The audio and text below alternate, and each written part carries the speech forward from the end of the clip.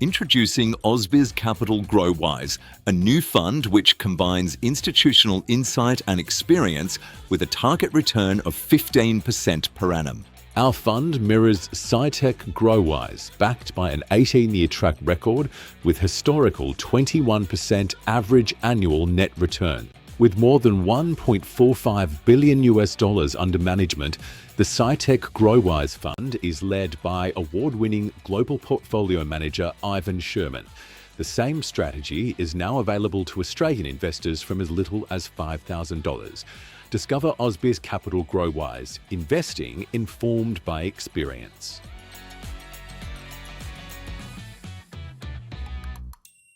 This program is brought to you by LGT Crestone, local private wealth expertise backed by the stability of a global presence.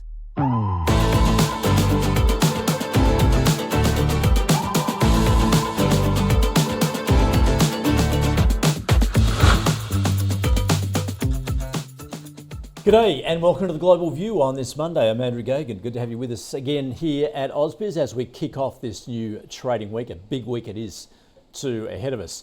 Let's first take a look back. Optimism around global trade deals encouraged positive sentiment among investors on Friday, although European shares ended lower before a US-EU tariff deal was agreed to on the weekend. On Wall Street, investors also considered this week's Fed Reserve policy meeting and the latest quarterly earnings, the S&P 500 and Nasdaq extending their record high closes on Friday, with the S&P setting a closing record 5 days in a row. And for the week, it ended up 1.5% higher than Nasdaq, adding 1%, the Dow almost 1.5%.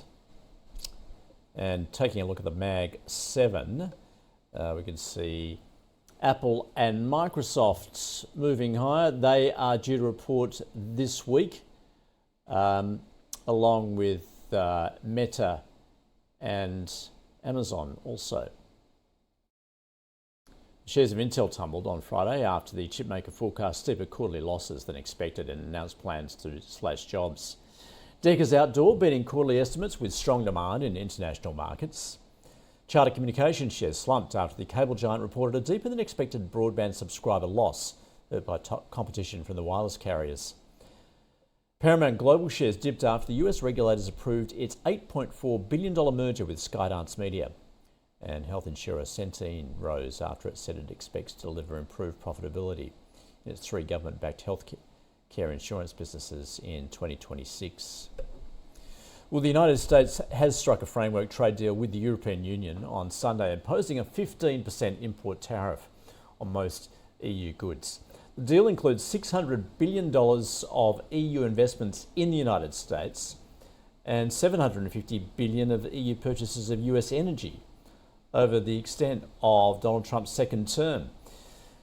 And that rate will cover EU car exports, but not steel and aluminium, which will still attract a 50% tariff.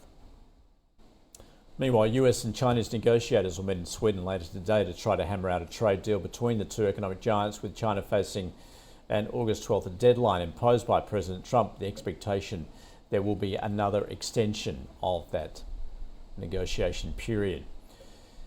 Taking a look at US economic data, it's shown an unexpected decline in new orders for core capital goods as companies held back on big ticket purchases amid the trade uncertainty.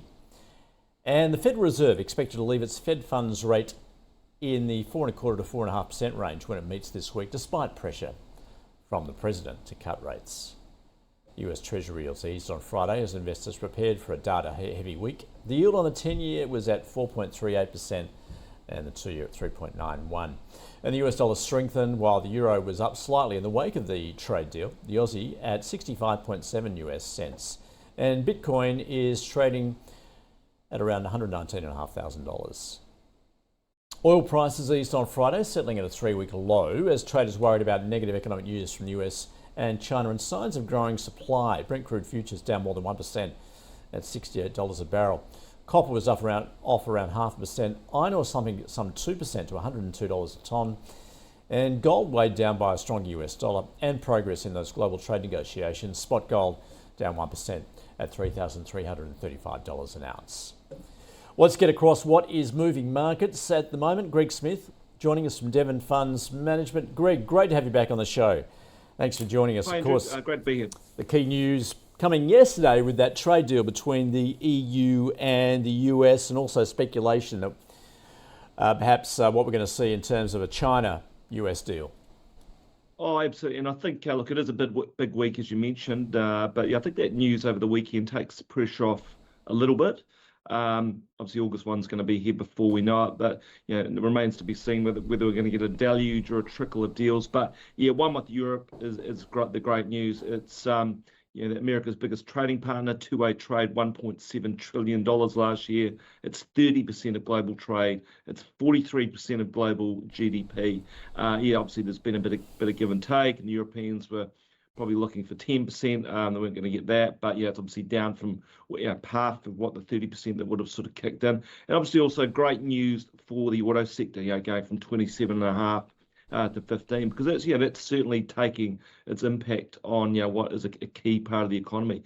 You had Volkswagen on Friday, and the tariffs hugely impacted their results. 1 on every 4 cars in Europe is a Volkswagen, and 1.3 billion euros. So great news for the economy, great news for the auto sector. Obviously, there's still some things to be resolved with the pharmaceutical side, with semiconductors and metals. But yeah, I think this is a really good outcome to start the week off on a positive note. We've obviously had Japan last week, and there's going to be a lot of attention this week, Andrew, on what happens with respect to China. We saw some data over the weekend as well, which had those Chinese industrial profits weakening. So been a lot of interest in what sort of deals we see coming through the pipe. But yeah, particularly that China one. But I think we're off to a good start, and it's de-risked things. I mean, there's still some uncertainties, but I think from an investor's point of view, the markets have had a good run. It's de-risked things a bit. In terms of our market, we're up 0.3% on the open. Well, as you mentioned, Greg, globally, data heavy this week, plus we've got central banks as well. Just taking a look at the US data to come this week, we do have GDP, but perhaps more critically, we've got a raft of jobs data coming to us as well. Yeah, that's right, Andrew. We've got the non-farm payrolls. We're looking for additions the market's looking for additions of around 100,000. The unemployment rate potentially ticking up a little bit. So yeah, that'll be quite relevant. We've got inflation numbers there as well. So the PCE, which is what the Fed looks at, it's expected to be unchanged at the core level of 2.7%. Now, obviously related to that, we have got the Fed meeting as well, and of course that's slightly very awkward encounter in the halls of the Fed building between Trump and Powell. But obviously he's made his intentions or his wishes clear. He wants rates to be lowered and to lower their interest bill and so on. But I think you're not going to get any projections from the Fed at this meeting. There will be Jerome Powell speaking afterwards, and I imagine even though obviously we've had these trade deals and we've had the Europe deal and perhaps others as the week progresses, there's still a lot of uncertainty in terms of what they're mainly interested in. How does it all affect the economy, and particularly price stability, and also the jobs market. And as the point he's made before, once we know the rates of these tariffs, which looks like it's becoming clearer, looks like it's sort of around 15%, what sort of impact does that have on inflation? It's yet to really feed through yet. And will it be permanent, or will it be transitory? I guess that's the other sort of big question. So there'll be a lot of interest in that Fed meeting. Of course, as well, we've got the Bank of Japan. They had their deal last week, which is great news for the export powerhouse. They're not expected to move either, and just sort of, I suppose, wait and just see a little bit. But Fed shouldn't be too many surprises. They're still expected to cut rates 2 more times before the year is out. Yeah, you mentioned that price stability in the States, certainly in focus, particularly in the midst of earnings season. What we're hearing from those companies are whether they're reaching that point where they're actually going to be forced to pass on those costs to consumers. Greg, certainly a big week as far as the mega caps are concerned. What we've got Apple, Amazon, Meta and Microsoft. Yeah, we've got something for everyone, haven't we? We've got the mega cap tech stocks, and obviously, we're always interested in how the AI narrative is proceeding, and data centers and the like. And that was a really encouraging result last week from Alphabet, which obviously helped sentiment. And overall, the earnings season has been quite strong. I think we're around about a third of the way through. Around about 80% of companies have beaten on earnings. But there are, as you mentioned, there are those cost pressures, and there's seems to be a bit of a split opinion. Some companies are passing it on, some are not. Some are saying consumers are being receptive, some are not. So there's a bit of mixed messages. So we are going to get more clarity this week. We've got more than 150 S&P 500 companies reporting. In addition to the tech mega caps, we're going to be seeing companies at the pointier end of the economy as well, so that's going to be quite relevant.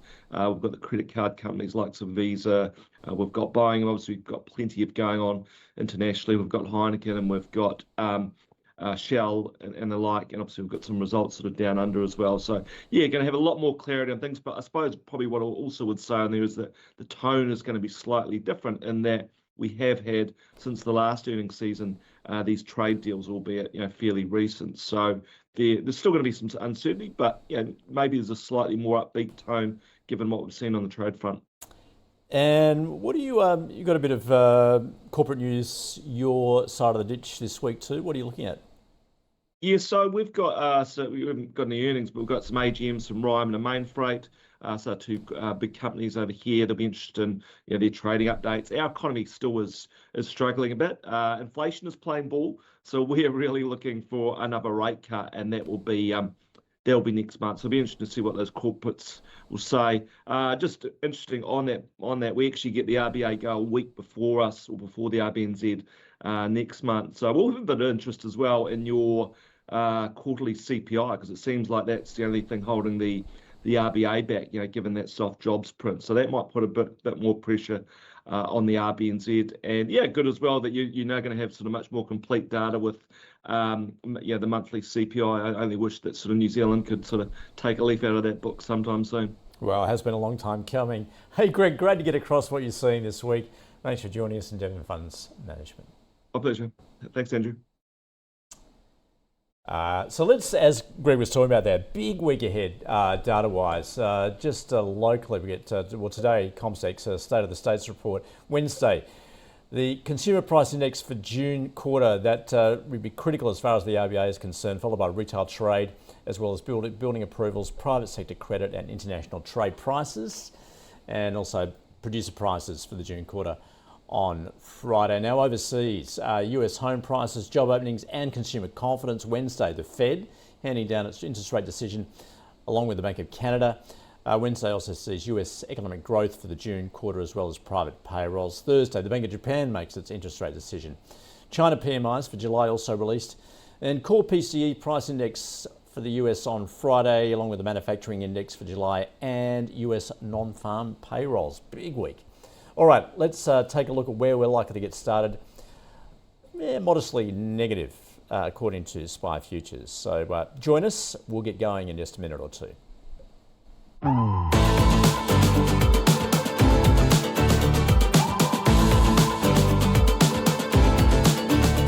This program was brought to you by LGT Crestone, local private wealth expertise backed by the stability of a global presence.